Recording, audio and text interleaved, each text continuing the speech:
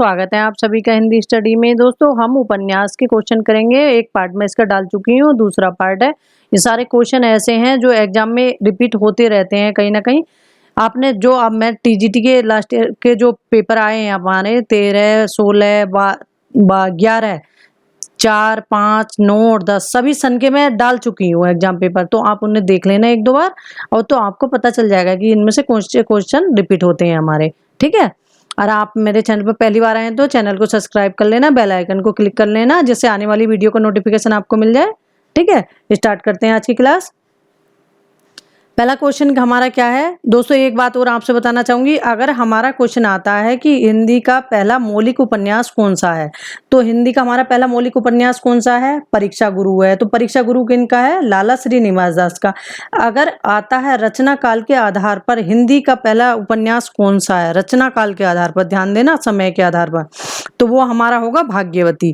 क्योंकि भाग्यवती पहला लिखा गया है लेकिन वो मौलिकता नहीं थी उसमें, इसीलिए उसे प्रथम उपन्यास नहीं माना रामचंद्र शुक्ल जी ने। जो पहला उपन्यास माना है वो माना है हमारा परीक्षा गुरु को। ठीक है, ये लाला निवास दास जी का। एक क्वेश्चन और एग्जाम में पूछा जाता है कि हिंदी में आख्यायिका शैली का प्रथम मौलिक उपन्यास कौन सा है। तो जो आख्यायिका शैली में लिखा गया पहला उपन्यास है वो है हमारा श्यामा स्वप्न। ये ठाकुर जगमोहन सिंह का है, क्योंकि ये भी एग्जाम में आया है। एक क्वेश्चन आता है हमारा हिंदी में प्रथम ऐतिहासिक उपन्यास है, तो ये ऐतिहासिक उपन्यास हिंदी में प्रथम है हृदयहारिणी, और ये है किशोरीलाल गोस्वामी जी का। ठीक है, अब बाकी तो जैसे मैं आपको बताती चलूंगी, जिसमें आते चलेंगे क्वेश्चन तो उसमें एक्सप्लेन करूंगी। तो कि तिलस्मी एरी उपन्यासों के जनक है हमारे देवकी नंदन खत्री, जासूसी उपन्यासों के जनक है गोपाल राम गहमरी। ठीक है, आगे स्टार्ट करते हैं। पहला क्वेश्चन है हमारा सुनीता और त्यागपत्र। ये दो उपन्यास है हमारे, सुनीता और त्यागपत्र। तो इन दोनों उपन्यासों के लेखक कौन है? जैनेन्द्र है। ये जो इलाचंद जोशी, अज्ञय, देवराज और जैनेन्द्र, ये चारों लेखक जो हैं तो ये हमारे कैसे लेखक हैं? ये मनोविश्लेषणवादी लेखक हैं। क्योंकि मनोविज्ञान, ये फ्रायड के, युंग के जो वो था बाद विचारधारा, उससे प्रभावित थे। ठीक है, क्योंकि एग्जाम में ये भी पूछते हैं कि मनोविश्लेषणवादी कौन से हैं इसमें और कौन से नहीं है। ठीक है, आगे देखते हैं। इनमें से कौन सा उपन्यास अज्ञेय का नहीं है? अज्ञेय का नहीं है। क्वेश्चन को हमेशा ध्यान से पढ़ना। मैं बार बार एक ही बात कहती हूँ, एक क्वेश्चन हमारे लिए महत्वपूर्ण होता है एग्जाम में।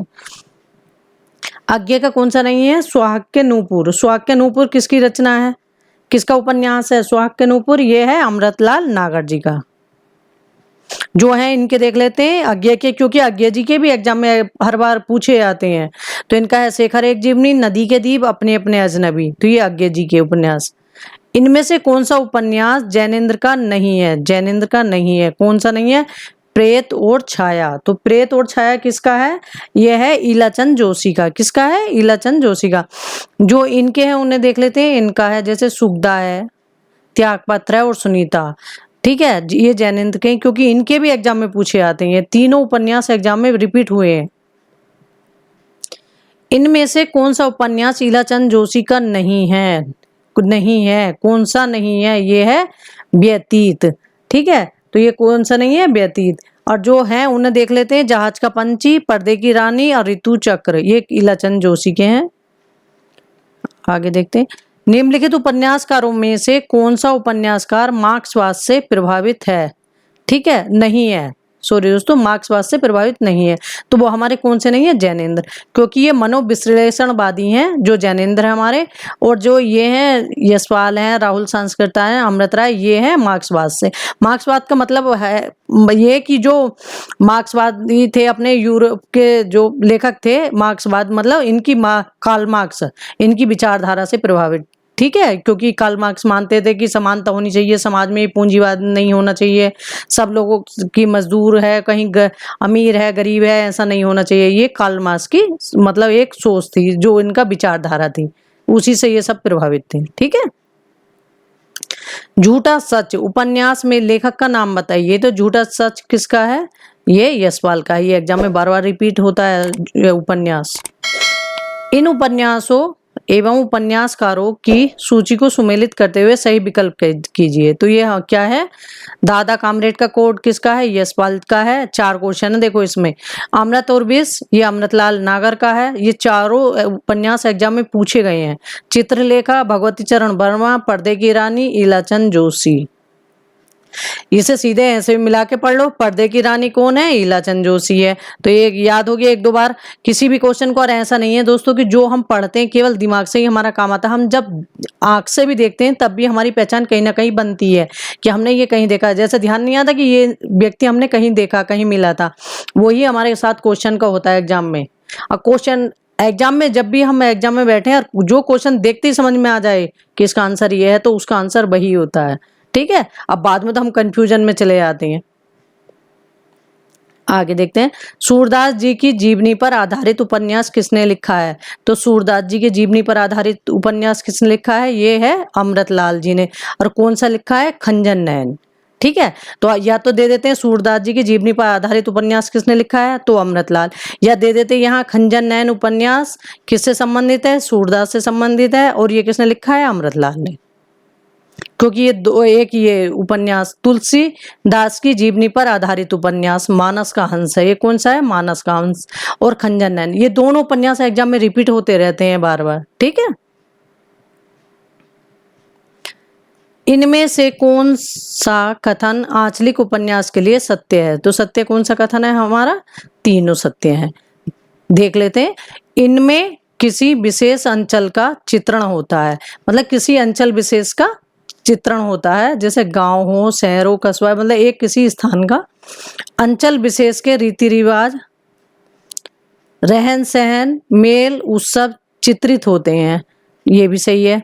आंचलिक भाषा में प्रयुक्त शब्दावली, मुहावरे आदि होते हैं। ये भी सही है। ठीक है, इनमें से आंचलिक उपन्यासकार कौन है। तो आंचलिक उपन्यास कौन कौन है हमारे, फणीश्वर नाथ रेणु। और जो फणीश्वर नाथ रेणु है दोस्तों, इनका प्रथम जो एक आंचलिक उपन्यास है पहला मेला आंचल। तो अगर एग्जाम में आए कि हिंदी का प्रथम आंचलिक उपन्यास कौन सा है, तो वो भी हमारा कौन सा है, मेला आंचल, फणीश्वर नाथ रेणु जी का। आगे देखते हैं, निम्न उपन्यासों में से कौन सा उपन्यास आंचलिक उपन्यास है। तो मेला आंचल। कौन सा कथन असत्य है। तो असत्य कथन हमारा कौन सा है, चारूचंद्र लेख यशपाल का उपन्यास है। तो चारूचंद्र लेख गलत है, ये यशपाल का उपन्यास नहीं है, ये किनका, हजारी प्रसाद द्विवेदी जी का उपन्यास है। और ये एग्जाम में बहुत बार रिपीट होता है कि चारूचंद्र लेख किसका उपन्यास है, तो ये हजारी प्रसाद द्विवेदी का है, क्योंकि हजारी प्रसाद द्विवेदी के सभी उपन्यास एग्जाम में बार बार रिपीट होते रहते हैं। और जो है वो उन्हें देख लेते हैं, रेणु जी ने बिहार के ग्रामीण अंचल की कथाएं लिखी, ये भी सही है। बाण भट्ट की आत्मकथा के लेखक हजारी प्रसाद द्विवेदी, ये भी सही है। झूठा सच का कथानक देश विभाजन की 13 सदी पर आधारित है। ये क्वेश्चन ऐसा का ऐसा ही नेट में भी पूछा गया और DSSB में भी, कि झूठा सच जो है इसका कथन किस पर आधारित है, तो ये देश विभाजन की 13 सदी पर आधारित है। ठीक है, इनमें से कौन सा उपन्यास हजारी प्रसाद द्विवेदी का नहीं है। तो हजारी प्रसाद द्विवेदी का उपन्यास कौन सा नहीं है, दिव्या। दिव्या किसका है, ये यशपाल का है। ठीक है, और जो है इनके देख लेते हैं, क्योंकि इनके सारे उपन्यास आते ही हैं, जैसे हैं अनाम दास का पोथा, पुनर्वा, बाण भट्ट की आत्मकथा।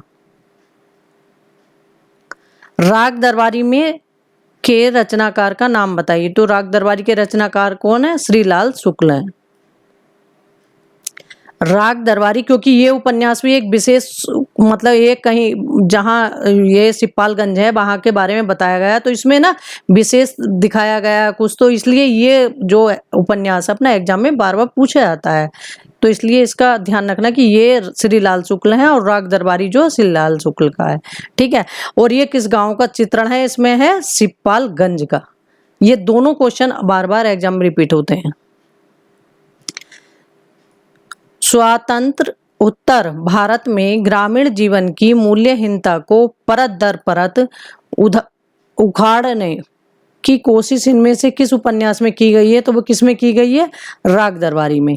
ठीक है, इसीलिए ये विशेष है, क्योंकि इसमें कहीं ना कहीं ग्रामीण जीवन के मूल्यहीनता की दिखाया गया है, इसीलिए एग्जाम में बार बार पूछा गया। और एग्जाम में हमारे क्वेश्चन पूछे वही जाते हैं जिन कहानी, उपन्यास, नाटक, लेखक, कोई भी रचना है जिसका कुछ ना कुछ महत्व रहता है या कुछ समाज के लिए उसमें विशेष होता है।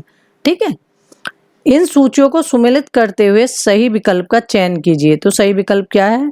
यह है आधा गांव। आधा गांव किनका है? राही मासूम रजा का है। अलग अलग बैतारणी ये किनका? शिव प्रसाद सिंह का है। पानी के प्राची रामदरस मिश्र का है, ये भी एग्जाम में बहुत बार पूछा जा चुका है। रतिनाथ की चाची, ये भी एग्जाम में बहुत बार रिपीट हुआ है। पंचायत कॉलेज की प्रबंध समिति और कोऑपरेटिव सोसाइटी के सूत्रधार वैद्य जी किस उपन्यास के पात्र हैं? तो ये राग दरबारी के पात्र हैं। ये नेट में 2-3 बार पूछा जा चुका है। प्रजातंत्र और लोकतंत्र के नाम पर हमारे चारों ओर फूलने फलने वाली राजनीतिक सांस्कृतिक प्रतिनिधि पात्र वैद्य जी किस उपन्यास के सृष्टि हैं? तो किसके हैं? श्रीलाल शुक्ल। इसके जो उपन्यास है राग दरबारी, तो इसके लेखक कौन है? श्रीलाल शुक्ल। ठीक है, तो वैद्य जी किसमें है? श्रीलाल शुक्ल। जो शिवपालगंज का है राग दरबारी, तो उसके लेखक है श्रीलाल शुक्ल। इनमें से मोहन राकेश उपन्यास कौन सा है? मोहन राकेश का उपन्यास, तो इनका उपन्यास कौन सा? न आने वाला कल। इसकी थ्योरी में डाल चुकी हूँ, आप उसको देख लेना 1-2 बार, सुनने से ही याद हो जाता है। मैं बहुत कुछ ऐसा नहीं है कि हम बैठ के ही पढ़ेंगे तभी आएगा, अगर चलते फिरते भी हम सुनेंगे तो बहुत कुछ याद होता है। और ये इसके ऑब्जेक्टिव क्वेश्चन है। ऐसे में धीरे धीरे नाटक, कहानी, उपन्यास के तो ये अब हमारे हो ही जाएंगे। इसके बाद रिपोर्टाज है, अपनी विधाएं और भी, तो सबके धीरे धीरे कहूंगी। उसके बीच बीच में ना थोड़ा अपना जैसे व्याकरण की वीडियो है वो डालती रहूंगी, और जो अपने संस्कृत के हैं कुछ 1-2 पार्ट में कंप्लीट हो जाएगा वो। ठीक है, देखते हैं इनमें से निर्मल वर्मा का उपन्यास कौन सा नहीं है? तो निर्मल वर्मा का उपन्यास कौन सा नहीं है? उखड़े हुए लोग। उखड़े हुए लोग किनका है? राजेंद्र यादव का है ये। आपका बंटी उपन्यास की लेखिका कौन है? ये भी एग्जाम में बहुत पूछा जाता है। ये है मन्नू भंडारी। महाभोज उपन्यास इनमें से किसका लिखा हुआ है? तो ये किसका है? मन्नू भंडारी का है। इन उपन्यासों उपन्यासकारों की सूची को सुमेलित करते हुए सही विकल्प का चयन कीजिए। तो ये क्या है? कुरु सुहा, ये भी एग्जाम में बहुत बार पूछा जा चुका है। ये मनोहर श्याम जोशी का है। रुकोगी नहीं राधिका, ये उषा प्रेमवंदना का है। सूरज का 7वां घोड़ा, ये धर्मवीर भारती का है। धर्मवीर भारती के 2 उपन्यास है, गुनाहों का देवता और सूरज का 7वां घोड़ा। दोनों उपन्यास बहुत महत्वपूर्ण है और एग्जाम में पूछे जाते हैं। चांदनी के खंडहर किसका उपन्यास है? ये गिरधर गोपाल का है। 55 खंबे लाल दीवारें उपन्यास के रचनाकार का नाम है, तो ये क्या है? उषा प्रेमवंदना है। चितकोबरा उपन्यास किसका लिखा हुआ है? तो ये किसका है? मृदुला गर्ग का है। ये DSSB में पूछा गया था एक बार, क्योंकि इसमें मैं भी कंफ्यूज थी। चितकोबरा, आगे देखते हैं। इनमें से नरेश मेहता का उपन्यास कौन सा है? तो नरेश मेहता का उपन्यास है यह पतबंधु था। फ्लैशबैक पद्धति पर लिखा हुआ हिंदी का प्रथम उपन्यास कौन सा है? तो वो कौन सा है? शेखर एक जीवनी। कौन सा है? शेखर एक जीवनी। और किसका है? ये अज्ञे जी का है। ठीक है, क्योंकि ये एग्जाम में पूछते हैं कि जैसे अभी मैंने आपको बताया था कि हमारे जासूसी उपन्यासों के जनक कौन है, और परम जो अपने क्या कहना चाहिए एरी उपन्यास हैं, तिलस्मी एरी उपन्यास, तो इसी तरह से ये है फ्लैशबैक शैली पर लिखा हुआ हिंदी का प्रथम उपन्यास। संस्कृत की कथा आख्यायिका के ढंग पर लिखा गया हिंदी उपन्यास इनमें से कौन सा है? बाणभट्ट की आत्मकथा। मणिक मुल्ला किस उपन्यास का पात्र है? ये भी एग्जाम में बहुत बार पूछा जा चुका है। सूरज का 7वां घोड़े का। सोया हुआ जल उपन्यास के लेखक कौन है? तो सोया हुआ जल किनका है? ये उपन्यास है सर्वेश दयाल सक्सेना का। किस उपन्यास में पुराना बट वृक्ष गांव के विगत 100 वर्षों में हुए परिवर्तन का वर्णन करता है? तो वो कौन सा है? बाबा बटेश्वर नाथ का। मृणाल किस उपन्यास की पात्र है? तो किस उपन्यास की पात्र है? ये त्यागपत्र की है। त्यागपत्र किनका है? जैनेन्द्र का उपन्यास है। इनमें से कौन सा उपन्यास फणीश्वर नाथ रेणु का है? तो कौन सा उपन्यास फणीश्वर नाथ रेणु का है? तो ये तीनों ही इनके हैं उपर्युक्त सभी। मैला आंचल, दीर्घ तपा, और पढ़ती परिकथा। पूर्णिया जिले के मेरीगंज को किस उपन्यास के कथानक पर केंद्र बनाया गया है? तो जो पूर्णिया जिले के जो मेरीगंज को तो किस उपन्यास के, ये मैलाचल के, ठीक है, कथानक का केंद्र बनाया है। तो ये मैलाचल किसका है? फणीश्वर नाथ रेणु का, ठीक है। तो आज हमारे 82 क्वेश्चन हो गए, 2 पार्ट इसके लगभग अभी और बनेंगे। तो फिर इसके बाद हम धीरे धीरे जो भी अपना है क्वेश्चन अपने कंप्लीट करते चलेंगे और तैयारी करते रहो, मेहनत से लगे रहो। कुछ बच्चे होते हैं एग्जाम समय पर तैयारी करते हैं, कुछ ऐसे होते हैं जो हमेशा तैयारी करते हैं। सक्सेस वही होते हैं जो बराबर लगे रहते हैं, चाहे 1 घंटा पढ़ो या 2 घंटा, लेकिन डेली पढ़ो अपना, ठीक है। कोई परेशानी है वो अलग है, लेकिन पढ़ो अपना डेली और लगे रहो, अपना रिवीजन अपना करते रहो, लगे रहो, ठीक है। और ये अब जैसे आप पढ़ तो हम बुक से भी लेते हैं, लेकिन वीडियो से देखने से, जैसे मैंने कुछ एक्सप्लेन करा, कुछ बताया 1-2, क्योंकि ये मेरा एक्सपीरियंस है तो आप तक जाएगा, आप समझोगे उससे तो कुछ फायदा कहीं ना कहीं मिलता है इससे, ठीक है। थैंक यू दोस्तों मेरी वीडियो देखने के लिए।